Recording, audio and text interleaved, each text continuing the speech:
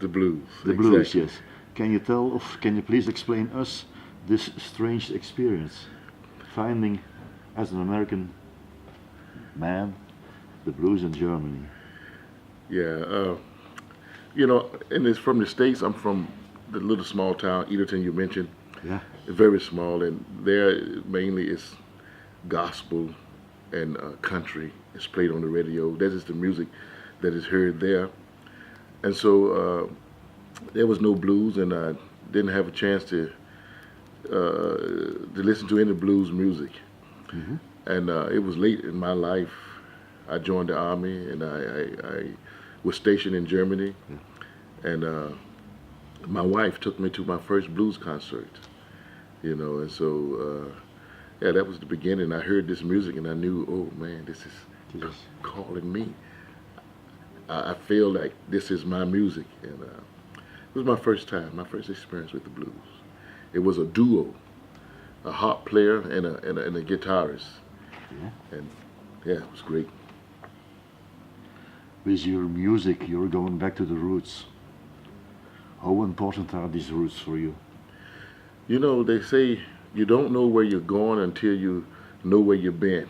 That's correct, yeah. And so blues was not there in my life, and I think to continue my journey, I have to go back and look at all of these beautiful things and about this music, about this culture, about this way of life, and so to be able to navigate myself forward. And so blues is a very important part now of my life and my journey, and that's why I always try to dig and go back a little bit and make sure I just continue to pay tribute to the old style of music, And so I love modern music, but I like to blend it in with the old school, the blues, And so that's what I try to do.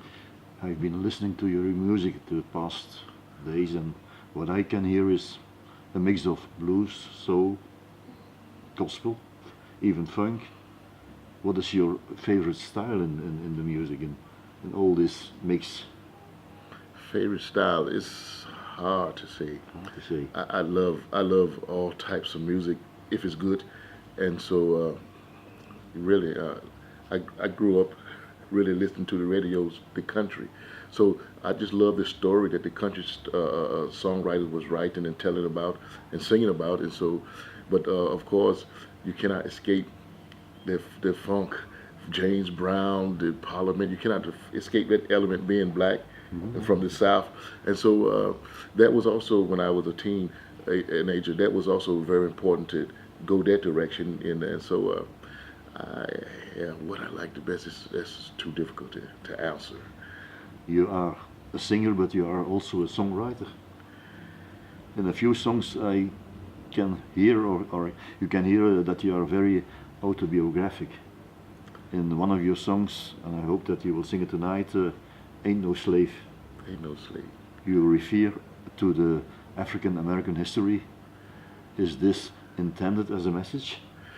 Yes, that song was a poem that I have written, in respect of Black history, and in February in the United States is what we call Black History Month, and there we write poems, sing songs, tell stories, reflect of the history of Black folks in the United States, and so that was a project that I did many years ago. It was a poem, and I knew also it was a song, but I just didn't know.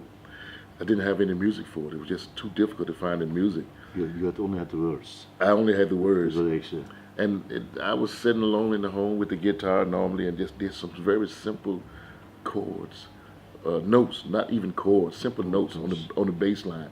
And I came up with the music for it. And so, and I really like to reflect on that and to tell a story with my music, because I believe if you get the people attention, you have to say something, and I want to say something.